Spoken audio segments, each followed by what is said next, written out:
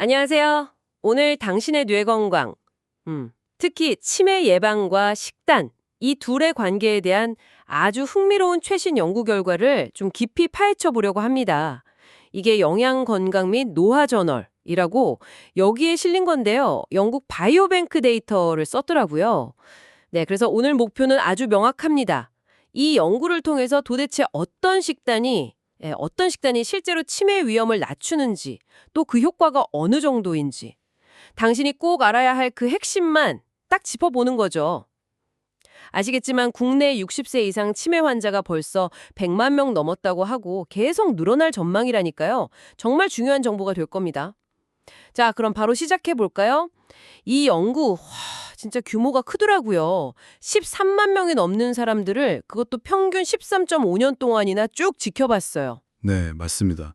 정말 대규모 연구죠. 그 긴 시간 동안 다양한 식사 습관하고 치매 발병률, 이 사이에 어떤 관련이 있는지 파헤친 거고요. 네, 연구진이 크게 두 가지 유형의 식단을 봤습니다. 하나는 이제 고품질 식단이라고 부르는 건데요.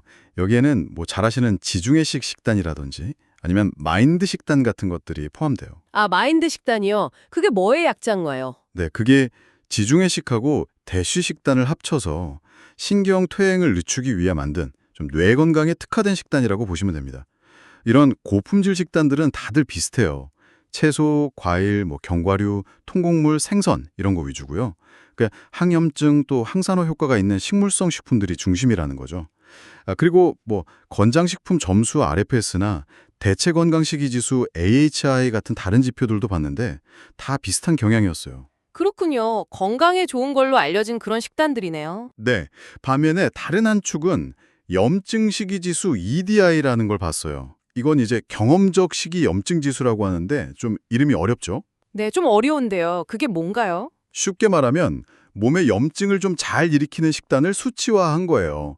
예를 들어 포화지방 많은 음식, 정제된 탄수화물, 설탕 이런 거 많이 먹는 식단이죠. 아하, 그러니까 몸에 좋은 식단 그룹이랑 반대로 염증은 막 유발할 수 있는 식단 그룹, 이렇게 크게 나눠서 비교를 해본 거네요.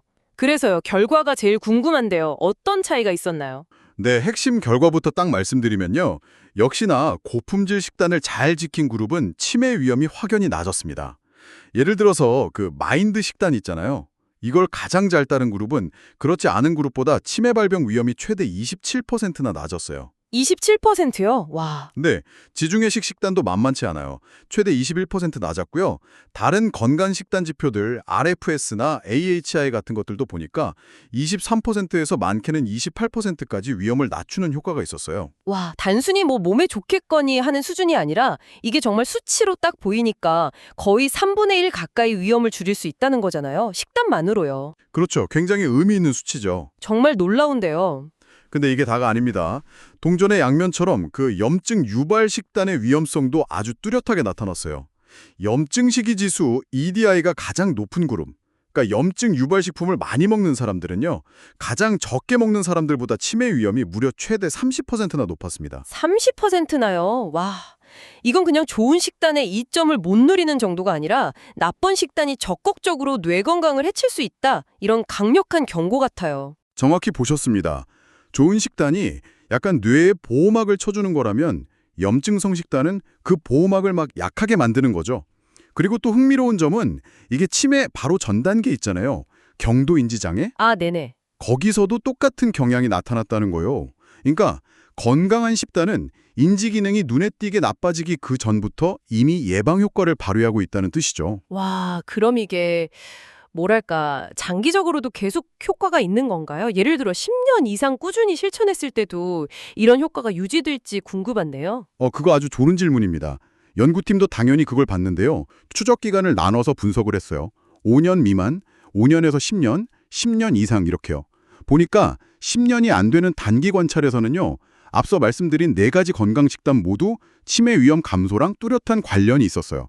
그리고 염증 식단은 당연히 위험 증가랑 관련이 있었고요. 네. 그런데 10년 이상 아주 장기적으로 추적한 결과를 보니까 이때는 지중해식 식단하고 염증 식단 이 두 가지만 통계적으로 유의미한 결과를 계속 유지했습니다. 아, 그렇군요. 그럼 장기적으로 볼 때는 특히 지중해식 식단의 효과가 꾸준하고 또 염증 유발 식단을 피하는 게 계속 중요하다. 뭐 이런 의미로 해석할 수 있겠네요. 역시 일관성이 중요한가 봅니다. 네, 그렇다고 볼 수 있겠죠. 물론 다른 식단들의 장기 효과가 없다는 뜻은 아니지만 이 연구에서는 통계적 유의성이 그렇게 나왔다는 겁니다. 좀 더 연구가 필요하겠죠. 네, 결국 오늘 저희가 살펴본 내용의 핵심은 아주 명확해 보입니다. 당신이 매일 뭘 먹는지가 10년, 20년 후에 당신의 뇌 건강을 크게 좌우할 수 있다는 거죠. 특히 지중해식이나 마인드 식단처럼 채소, 과일, 생선, 통곡물 이런 거 풍부한 항염증 식단을 꾸준히 먹는 게 치매 예방에 정말 실질적인 도움이 된다는 강력한 증거라고 할 수 있겠고요. 맞습니다. 이 연구의 저자이신 이직원 교수님도 강조하셨듯이 아직 치매에 대한 효과적인 치료법이 부족하잖아요. 이런 상황에서 이런 고품질 영양식단은 우리가 지금 당장 실천할 수 있는 굉장히 효과적인 예방 전략이 될 수 있다는 겁니다. 네. 자, 그럼 마지막으로 당신이 한번 좀 곱씹어 볼 만한 질문을 던져드리고 싶습니다. 이 연구는 식단의 종류가 중요하다고 분명히 말해주고 있어요. 하지만 단순히 무엇을 먹느냐, 이걸 넘어서요. 과연 이런 건강한 식단을 얼마나 꾸준히, 거의 평생 실천할 수 있을지, 그리고 이 식단이 운동이나 수면 같은 다른 생활 습관들하고 또 어떻게 상호작용을 하면서 당신의 뇌 건강, 또 뇌 회복 탄력성을 만들어갈 수 있을까요? 어쩌면 개인 맞춤형 예방으로 가는 길은 바로 여기서부터 시작되는 게 아닐까 그런 생각을 해봅니다.